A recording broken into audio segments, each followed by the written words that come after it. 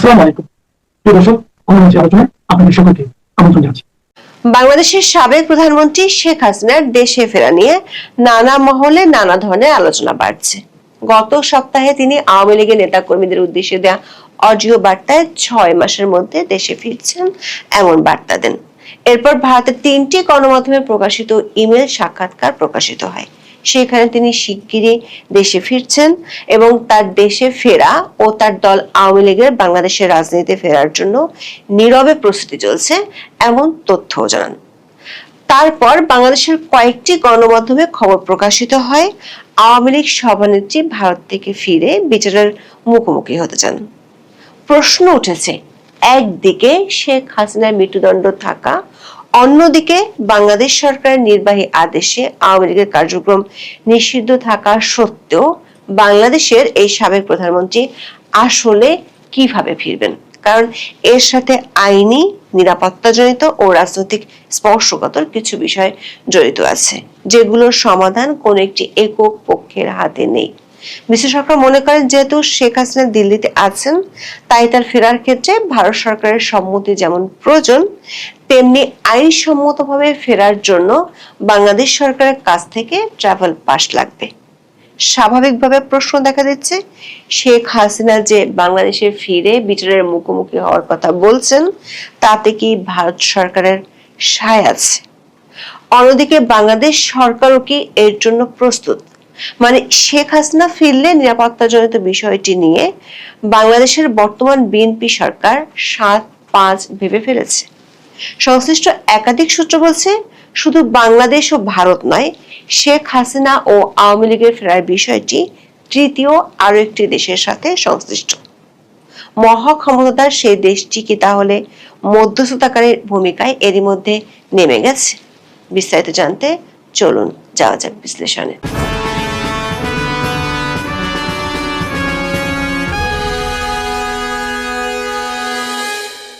মৃত্যুদণ্ডের আদেশ মাথায় নিয়ে দেশে ফিরতে চান বাংলাদেশের সাবেক প্রধানমন্ত্রী শেখ হাসিনা এবং দেশে ফিরে বিচারের মুখোমুখি হতে চান তিনি। সবশেষ 23 মে মানে আজকে টাইমস অফ বাংলাদেশের লিড নিউজ ছিল এটি। সেখানে দাবি করা হয়েছে, সম্প্রতি অনলাইন প্ল্যাটফর্মে শেখ হাসিনার সঙ্গে বৈঠকে অংশগ্রহণকারী এবং তার সঙ্গে সাক্ষাৎ করেছেন এমন একাধিক নেতা টাইমস অফ বাংলাদেশকে বিষয়টি নিশ্চিত করেছেন। দলীয় প্রধানের দেশে ফেরা উপলক্ষে নেতাকর্মীদের প্রস্তুতি গ্রহণের জন্য বলা হয়েছে বলে আওয়ামী লীগের কয়েকজন নেতা জানিয়েছেন। আওয়ামী লীগের যুগ্ম সাধারণ সম্পাদক আফমা বাহাউদ্দিন নাজিম টাইমস অফ বাংলাদেশকে বলেছেন, আওয়ামী লীগ সভানেত্রী শেখ হাসিনা দেশে দ্রুত সময় ফিরতে চান, সেজন্য যেসব প্রক্রিয়া গ্রহণ করা দরকার তা তারা করছেন। বাহাউদ্দিন নাজিম দাবি করেছেন, শেখ হাসিনা যেভাবে ভারত গিয়েছেন সেভাবেই বীর দর্পে দেশে ফিরবেন। টাইমস অফ বাংলাদেশের পক্ষ থেকে প্রশ্ন রাখা হয়েছিল, এই ধরনের বক্তব্যের আসলে বাস্তবতা আছে নাকি কর্মীদের চাঙা করার কৌশল? এমন প্রশ্নের জবাবে বাহাউদ্দিন নাজিম বলেছেন, একটু অপেক্ষা করুন। শেখ হাসিনার দেশে ফেরা উপলক্ষে বিপুল জনসমাগম করাতে তারা প্রস্তুতি নিচ্ছেন। গত 20 মে শেখ হাসিনার সাথে সাক্ষাৎ করতে দিল্লি গিয়েছেন আওয়ামী লীগের কয়েকজন নারী নেত্রী। তাদেরকেও শেখ হাসিনা জানিয়েছেন তিনি শিগগিরই ফিরছেন এবং তার জন্য কূটনৈতিক পর্যায়ে প্রস্তুতি চলছে। দর্শক, এর আগে ভারতীয় 3টি সংবাদ মাধ্যমে শেখ হাসিনার ইমেল ইন্টারভিউ ছাপা হয়েছিল। সেখানে শেখ হাসিনা নিজেই বলেছেন তিনি শিগগিরই দেশে ফিরছেন। কিন্তু 24 আগস্টের পর বাংলাদেশের রাজনীতির যে পট পরিবর্তন হয়েছে, তার প্রেক্ষাপটে শেখ হাসিনার ফেরা অনেকগুলো যদি এবং কিন্তুর উপর নির্ভরশীল। এর মধ্যে 2টি বিষয় জড়িত, একটি হলো তার দেশে ফেরা এবং আরেকটি হলো বিচারের মুখোমুখি হওয়া। দেশে ফেরার বিষয়টি সবার আগে, কারণ দেশে ফিরতে না পারলে বিচারের মুখোমুখি হওয়ার প্রশ্ন আসে না। দর্শক, শেখ হাসিনা 5 আগস্ট বাংলাদেশ বিমান বাহিনীর বিশেষ হেলিকপ্টারে করে দিল্লি গিয়েছিলেন এবং সেটি তখন বাংলাদেশ সেনাবাহিনী ও ভারত সরকারের পূর্ণ সম্মতিতে হয়েছিল। এর কয়েকদিন পরেই শেখ হাসিনার কূটনৈতিক বা লাল পাসপোর্ট বাতিল করা হয়, যার অর্থ হলো এই মুহূর্তে বাংলাদেশ সরকারের পক্ষ থেকে শেখ হাসিনার নামে কোনো পাসপোর্ট ইস্যু করা নেই। তবে শেখ হাসিনা 5 আগস্ট যে দিল্লি গিয়েছেন তার জন্য তাকে ইমিগ্রেশনগত কোনো জটিলতায় পড়তে হয়নি। আবার ভারত সরকার বরাবরই বলে আসছে বাংলাদেশের এই সাবেক প্রধানমন্ত্রী ভারত সরকারের সর্বোচ্চ পর্যায়ের অতিথি হিসেবে দেশটিতে আছেন। কিন্তু শেখ হাসিনা যদি বাংলাদেশে ফিরতে চান, তার জন্য বাংলাদেশ সরকার পক্ষ থেকে দেয়া পাসপোর্ট কিংবা ট্রাভেল পাস দরকার আছে। যেমনটা তারেক রহমান যখন 17 বছর পর দেশে ফিরেন, তার জন্য তখনকার অন্তর্বর্তী সরকার ট্রাভেল পাস দিয়েছিল। এমনকি তখন দেশে আলোচনা হয়েছিল তারেক রহমান কেন ট্রাভেল পাসের জন্য আবেদন করতে দেরি করেছিলেন। স্বাভাবিকভাবে বোঝা গিয়েছিল পর্দার আড়ালে ঘটতে থাকা সমঝোতাগুলো হওয়ার পরই তারেক রহমান খুব দ্রুত ট্রাভেল পাস নিয়ে দেশে এসেছিলেন। প্রশ্ন হলো, শেখ হাসিনার ফেরার জন্য যদি ট্রাভেল পাস লাগে, সেটির জন্য যদি একই ধরনের সমঝোতা বৈঠক দরকার হয়, সেই আলোচনা কি শুরু হয়ে গেছে? পরিষ্কারভাবে বলা যায় প্রস্তুতি কি শুরু হয়ে গেছে? গত 19শে মে যে 3টি ভারতীয় পত্রিকায় শেখ হাসিনার সাক্ষাৎকার ছাপা হয়েছে, তার একটি হলো আনন্দবাজার। আনন্দবাজার পত্রিকাকে শেখ হাসিনা বলেছেন তিনি এবং তার দল আওয়ামী লীগ আরো সংগঠিত হয়ে শক্তিশালী হয়ে যে ফিরবে, তার জন্য নীরবে প্রস্তুতি চলছে। সেই নীরব প্রস্তুতিটা যে কূটনৈতিক ও আন্তর্জাতিক লেভেলে বোঝাপড়া, সেটির ইঙ্গিত পাওয়া যাচ্ছে মিলেনিয়াম পোস্ট ও হিন্দুস্তান টাইমসকে দেওয়া সাক্ষাৎকারে। এই দুটি সংবাদ মাধ্যমকে তিনি বলেছিলেন তার অনুপস্থিতির অর্থ তার নীরবতা নয়, কারণ তিনি কূটনৈতিক ও আন্তর্জাতিক পর্যায়ে মাথা উঁচু করে ফেরার জন্য কাজ করছেন। দর্শক, শেখ হাসিনা যেহেতু দিল্লিতে আছেন, তাই স্বাভাবিকভাবেই তার ফেরার বিষয়টি নিয়ে কূটনৈতিক পর্যায়ে ভারত ও বাংলাদেশ সরকারের মধ্যে আন্ডারস্ট্যান্ডিং হতেই হবে। শেখ হাসিনার ফেরার বিষয়ে ভারতের অবস্থান কি সেটি পরিষ্কার করেছিলেন দেশটির পররাষ্ট্রমন্ত্রী এস জয়শঙ্কর গত বছরের 6 ডিসেম্বর নয়াদিল্লিতে হিন্দুস্তান টাইমসের লিডারশিপ সামিটে এনডিটিভির সিইও ও প্রধান সম্পাদক রাহুল কানওয়ালের এক প্রশ্নের জবাবে ভারতের পররাষ্ট্রমন্ত্রী তখন বলেছিলেন, বিশেষ এক পরিস্থিতিতে ভারতে আশ্রয় নেওয়া বাংলাদেশের সাবেক প্রধানমন্ত্রী সেখানেই থাকবেন কিনা সেই সিদ্ধান্ত একান্তই তার উপর নির্ভর করছে। ওই দিন তিনি শেখ হাসিনার ফেরার সাথে নিরাপত্তা ইস্যুটির কথা তুলে ধরেছিলেন। অনেকের ধারণা কার্যক্রম নিষিদ্ধ থাকা সত্ত্বেও যেহেতু আওয়ামী লীগের জনভিত্তি আছে, তাই শেখ হাসিনা ফিরলে ব্যাপক লোক সমাগম হবে, এমনটাই স্বাভাবিক। সেক্ষেত্রে নিরাপত্তার প্রশ্নটি বড় হয়ে দেখা দিবে ভারত ও বাংলাদেশ সরকারের কাছে। কূটনৈতিক সূত্রগুলো বলছে শেখ হাসিনা যে নীরব প্রস্তুতির ইঙ্গিত দিয়েছেন, সেটি যদি হয় কূটনৈতিক পর্যায়ের সমঝোতা, তাহলে তার মধ্যে দেশে আসার পর শেখ হাসিনার নিরাপত্তা ইস্যুটি সবচেয়ে বড় ইস্যু হতে পারে। কারণ 1981 সালে যখন শেখ হাসিনা বাংলাদেশে ফিরে এসেছিলেন, তারপর থেকে বেশ কয়েকবার তাকে হত্যার চেষ্টা করা হয়েছিল। 2004 সালের 21শে আগস্ট গ্রেনেড হামলায় তিনি মৃত্যুর দুয়ার থেকে ফিরে এসেছিলেন। আর ওই সময় ক্ষমতায় ছিল বিএনপি জামাত জোট।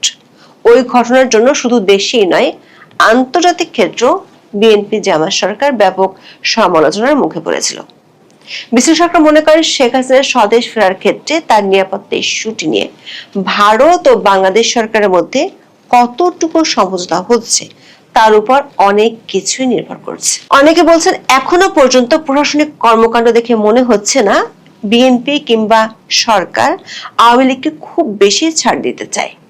বিএনপি ক্ষমতায় এসেছে 3 মাস হয়ে গেল, এর মধ্যে ইউনূসের জারি করা অধ্যাদেশকে আইন হিসেবে সংসদে পাশ করে আওয়ামী লীগের উপর নিষেধাজ্ঞা বহাল রেখেছে।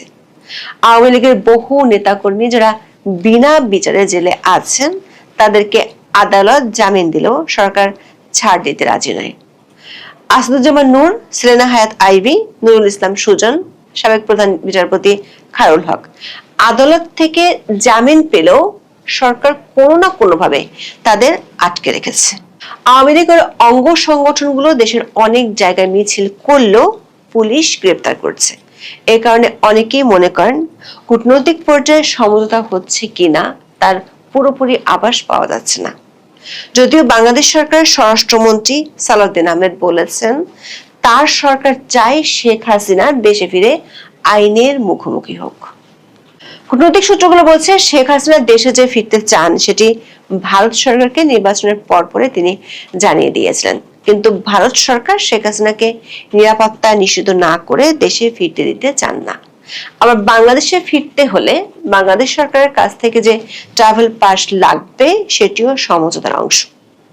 সূত্রগুলো বলছে শেখ হাসিনা এবং আওয়ামী লীগ ইস্যুটি নিয়ে নির্বাচনের আগে একটি পশ্চিমা দেশের মধ্যস্থতায় ভারতের সাথে বিএনপির আলোচনা হয়েছিল। বাংলাদেশে মার্কিন রাষ্ট্রদূত নির্বাচনের 10 দিন আগে বিএনপির শীর্ষ নীতি নির্ধারক ও ভারতের সাবেক রাষ্ট্রদূতের সাথে আলোচনা করেছিলেন। নির্বাচনের পর পুরাতন সেই সমঝোতার বিষয়টি ক্ষমতাসীন বিএনপিকে স্মরণ করিয়ে দেওয়া হয়েছে। কূটনৈতিক সূত্রগুলো বলছে তা নিয়ে এরই মধ্যে 3 পক্ষের আলোচনা হয়েছে। বিএনপির একজন শীর্ষ নীতি নির্ধারক মধ্যপ্রাচ্যে আছেন, সেখানেও বিষয়টি নিয়ে 3 পক্ষের আলোচনা হয়েছে।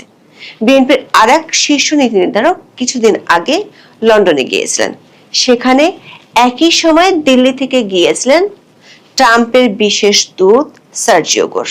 দিল্লির একটি সূত্র বলছে বাংলাদেশের অভ্যন্তরীণ রাজনীতি ও আঞ্চলিক নিরাপত্তার ইস্যু নিয়ে ভারত ও যুক্তরাষ্ট্রের মধ্যে উচ্চ পর্যায়ে আলোচনা হবে কাল ও পরশু। সেখানে সমঝোতা হলে সেই বার্তা পৌঁছে যাবে বাংলাদেশ সরকারের শীর্ষ পর্যায়ে। তাহলে কূটনৈতিক পর্যায়ে এসব আলোচনা থেকে কি শেখ হাসিনা বলছেন তার মাথা উঁচু করে ফেরার জন্য নীরব প্রস্তুতি চলছে? একটি সূত্র বলছে বিএনপি সরকারের কাছে আওয়ামী লীগের কার্যক্রমের উপর নিষেধাজ্ঞা তুলে দেওয়া অনেক সহজ, কিন্তু শেখ হাসিনাকে দেশে ফেরার অনুমতি দেয়া অনেক কঠিন। কারণ সরকারের শীর্ষ মহল মনে করে শেখ হাসিনা দেশে ফিরলে আওয়ামী লীগ পুরো শক্তি ফিরে পাবে, তখন দলটি নিষেধাজ্ঞা বহাল থাকলেও তাদের ঠেকানো প্রায় অসম্ভব হয়ে যাবে। খবরে বলা হচ্ছে শেখ হাসিনা দেশে ফিরে বিচারের মুখোমুখি হতে চান।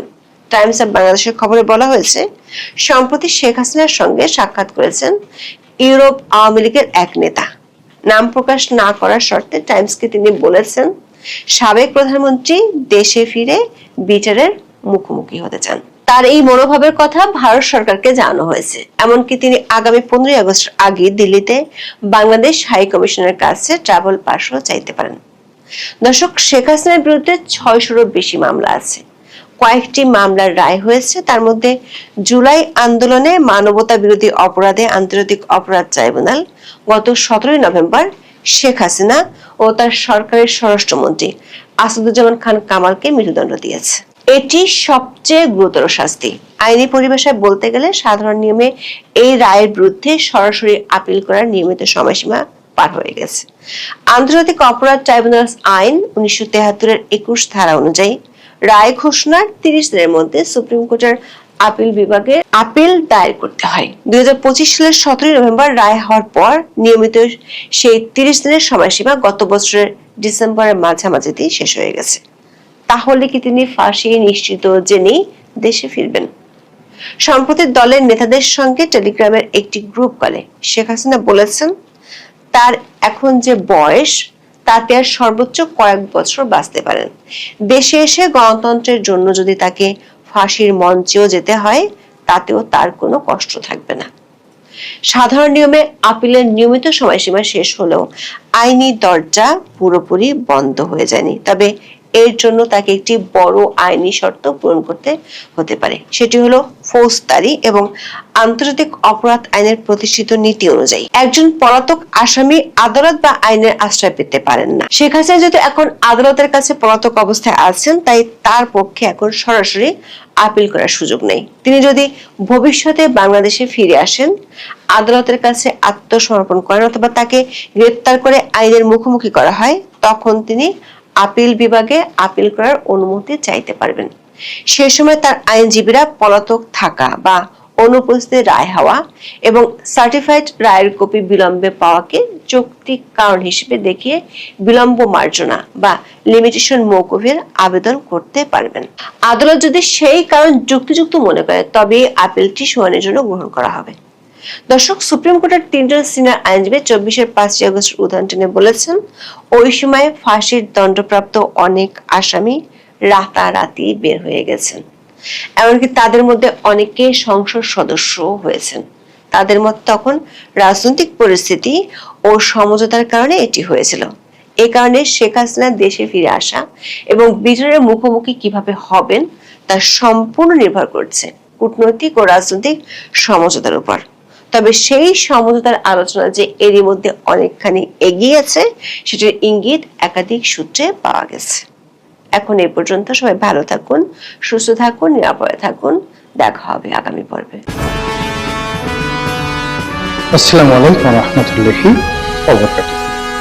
সম্মানিত দর্শক, নোবেল শান্তি পুরস্কারের অশান্তি এবং সেই অশান্তির আগুনে বাংলাদেশের টেকনাফ থেকে তেঁতুলিয়া পর্যন্ত জ্বলছে বহু সমস্যা। নোবেল দাদুর জমানাতে যে দুঃশাসন, যে অনিয়ম এবং যে অবিচার এবং অনাচার সারা বাংলাদেশে চালু হয়েছে, তার তেজ ক্রমশ বাড়ছে। আগুনের জ্বলন্ত চিতার যে উত্তাপ ক্রমশ বেড়েই চলছে। চুরি, ডাকাতি, রাহাজানি, ধর্ষণ,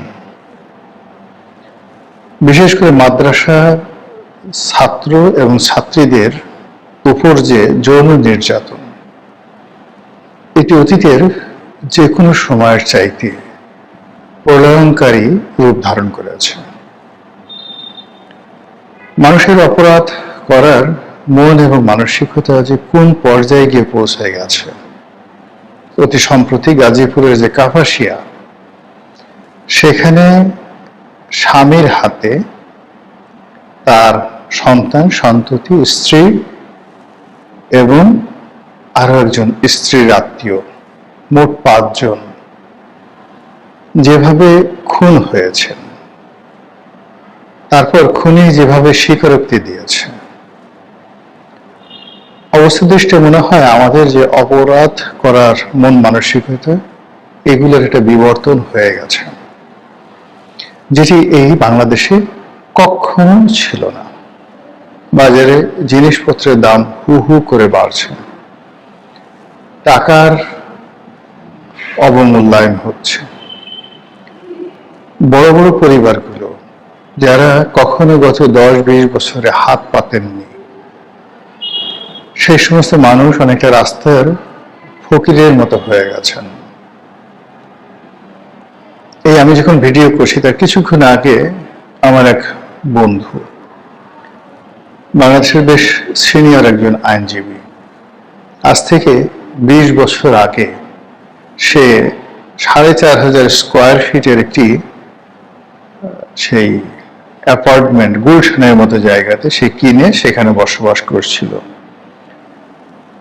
সে যখন গাড়ি কিনেছে তখন থেকে সবসময় তার 2 থেকে 3টে গাড়ি থাকে। অত্যন্ত সিনিয়র অ্যাডভোকেট। এই সময়টাতে তার সংসার চলছে না। তার এই যে একটা পুরনো অ্যাপার্টমেন্ট কেনার জন্য, মানে তার এই বর্তমান অ্যাপার্টমেন্ট যেটি আছে এটি বিক্রি করে সে কম মূল্যের একটি অ্যাপার্টমেন্ট কেনার জন্য একটি কোম্পানিকে টাকা দিয়েছে উত্তরাতে, গুলশান ছেড়ে সে উত্তরাতে যাবে। তো পরবর্তীতে সেই কোম্পানির সেই অ্যাপার্টমেন্টটা আর তার কেনা হয়নি, কিন্তু ওই যে 20 লাখ টাকা যে অ্যাডভান্স দেওয়া হয়েছে, এখন সেই যে কোম্পানি, বড় কোম্পানি, তারাও 20 লাখ টাকা ফেরত দিতে পারছে না। আর সেই যে ভদ্রলোক, সে তার নিজের অ্যাপার্টমেন্ট যেটা বিক্রি করতে চেয়েছিল সেটাও বিক্রি করতে পারছে না। তার স্ত্রী চাকরি করতেন, সেখান থেকে প্রভিডেন্ট ফান্ডে টাকা নিয়ে সে এই 20 লাখ টাকা দিয়েছিল। এখন ওই কোম্পানি 20 লাখ টাকা তাকে ফেরত দিচ্ছে না। ফলে এই কুরবানির সামনে, কুরবানি করবে, অফিসের স্টাফদের বেতন দেবে, সংসার চালাবে, একেবারে অসম্ভব হয়ে পড়েছে। একটি ভদ্রলোকের যদি কান্না করার সুযোগ থাকতো তাহলে তিনি এই অর্থনৈতিক দুরবস্থার কারণে চিৎকার করে কাঁদতেন। আমাদের দেশের কিশোর অপরাধ কোন পর্যায়ে চলে গেছে যদি বুঝতে চান, একটু বাংলাদেশে যে অপরাধ প্রবণ যে এলাকাগুলো রয়েছে, জেলাগুলো রয়েছে, সেখানে যান। ময়মনসিংহের গফরগাঁয়ে যান, সায়দাবাদ, নারায়ণগঞ্জ, ফেনী সদর, কক্সবাজার, চট্টগ্রামের রাউজান, ফটিকছড়ি, এরপর ঢাকা শহরের মোহাম্মদপুর, টঙ্গী, গাজীপুর, তারপর সাইনবোর্ড, এরপর সায়দাবাদ, যাত্রাবাড়ি, এই এলাকাগুলোতে গিয়ে যারা বসবাস করে শান্তিপ্রিয় মানুষ, তাদের বুকের মধ্যে ডাক্তার যে যন্ত্রটা ধরে স্টেথোস্কোপ, ওটা একটু ধরে দেখেন যে ওই হৃদয়ের মধ্যে কিভাবে অভাব, হাহাকার, নিরাপত্তাহীনতা, এলাকার সন্ত্রাসের যে বিস্তার কিভাবে ঘটেছে। আর যদি এই পাড়া মহল্লার সিসকে সন্ত্রাসীদেরকে বাদ দিয়ে আপনি যদি গডফাদারদের খোঁজখবর রাখতে চান, আন্ডারওয়ার্ল্ডের ডন, তাহলে আপনি কলাবাগান যান, নিউ মার্কেট, মুরগিপট্টি, ধানমন্ডি, এরপর জিগাতলা, গাবতলী, কারণ বাজার পার হয়ে হাতির ঝিল আসুন, হাতির ঝিল, তেজগাঁ, এই যে বিস্তীর্ণ এলাকা গিয়ে দেখুন তো সেখানে কারা কারা অপরাধ জগৎ নিয়ন্ত্রণ করছে। পুলিশ প্রশ্নেই আসে না। পুলিশের একজন সহকারী কমিশনার, খুব সম্প্রতি তিনি অনেকটা ভাইরাল হয়েছেন, তো তিনি বললেন যে অপরাধ, তার এই কথার জন্য ভাইরাল হয়েছেন, তিনি বলেছেন যে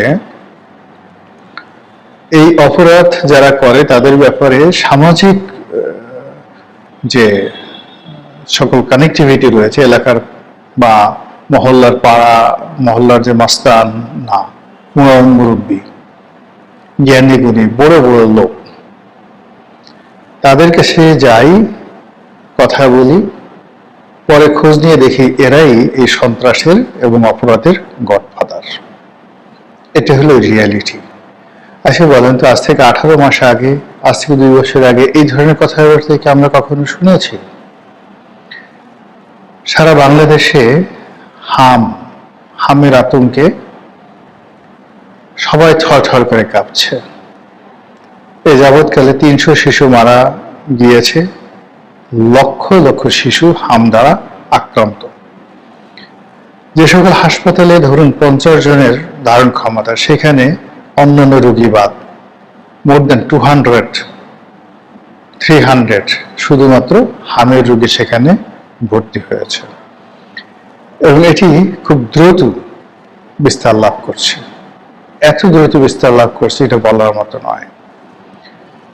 যারা সংগতিপূর্ণ পরিবার, যাদের পরিবারে নবজাতক আসবে, তাদের সবার মধ্যে এই হাম নিয়ে আতঙ্ক দেখা দিয়েছে।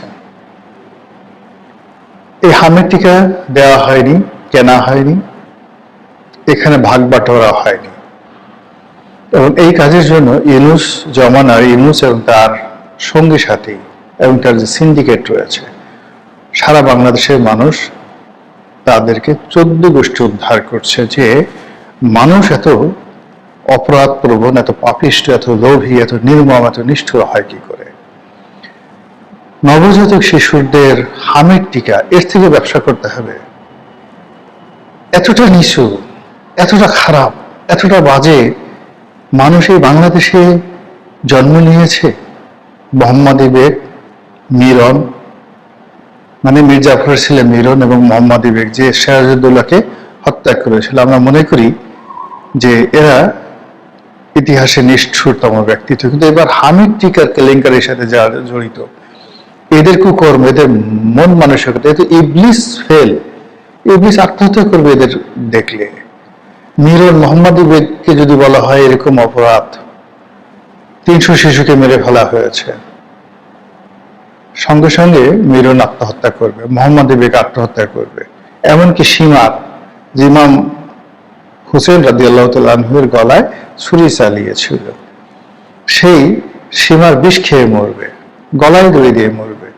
যে আমার চেয়েও নিষ্ঠুর মানুষ পৃথিবীতে আছে, এবং এই বাংলায়, যে বাংলার শস্য শ্যামল প্রকৃতি, যে বাংলার কাদামাটি, যে বাংলার নরম প্রকৃতি, যে বাংলার মানে আতিথেয়তা, এই বাংলা এরকম কুলাঙ্গার জন্ম নিয়েছে যারা সেই 300 শিশুকে মেরে ফেললো।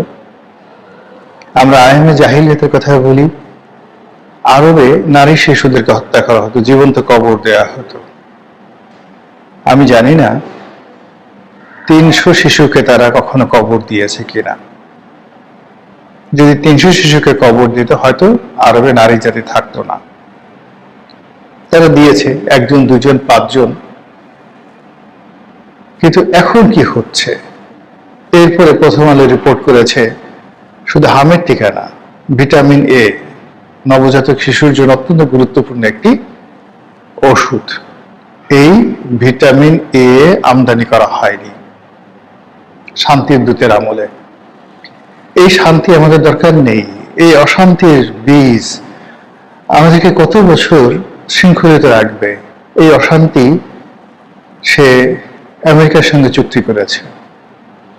শুধু নিজে চুক্তি করেনি, বাংলাদেশের বৃহত্তম 2টো রাজনৈতিক দল বিএনপি এবং জামাত তাদেরকে এই চুক্তির সাথে কৌশলে সম্পৃক্ত করে ফেলেছে।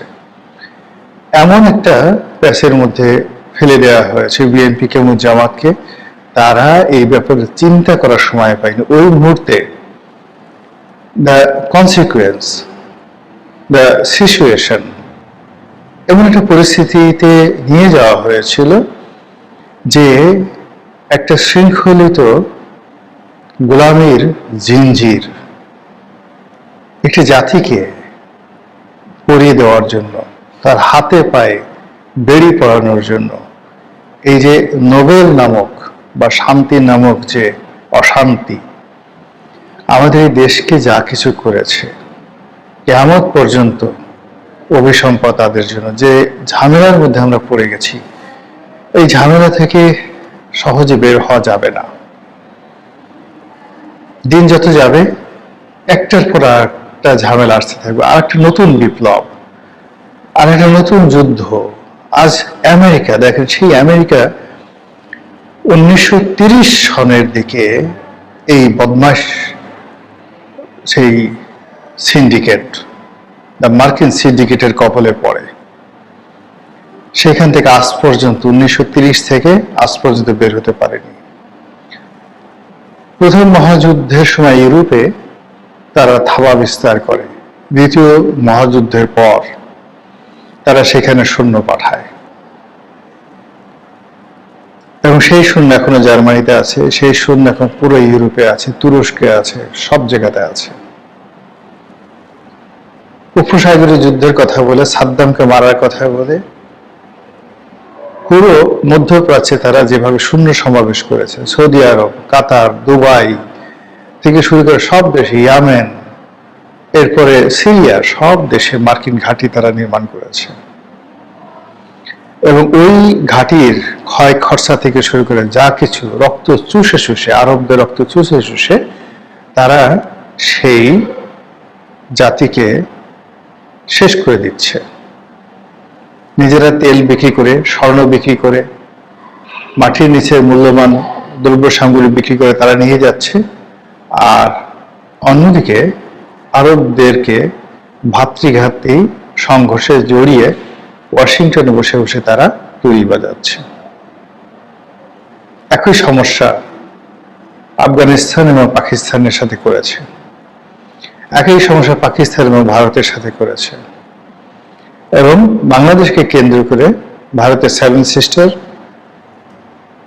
আমাদের পার্বত্য অঞ্চল এবং মায়ানমারের রোহিঙ্গা অঞ্চল, আরাকান, এই বিস্তীর্ণ অঞ্চলে অশান্তি সৃষ্টি করার জন্য শান্তির পায়রা তাদেরকে ছেড়ে দেওয়া হয়েছে আজ থেকে কত বছর আগে, 40 বছর আগে, 50 বছর আগে। কেউ কবি, কেউ সাহিত্যিক, কেউ সাংবাদিক,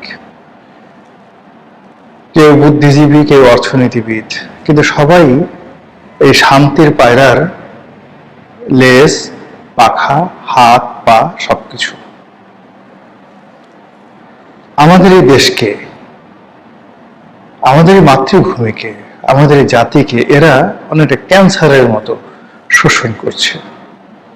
এদেশ এক একজনের বিশাল বিশাল পেট, মাথা ভরা টাক, শরীর ভরা চর্বি, ব্যাংক ভরা টাকা, ডলার পাউন্ড, এই দেশে বসবাস করে এই দেশকে শোষণ করে এমন অত্যাচার নীলকররা করেনি, এমন অত্যাচার ইংরেজরা করেনি, যা এই মার্কিন দোসররা বাংলাদেশে বসে করছে।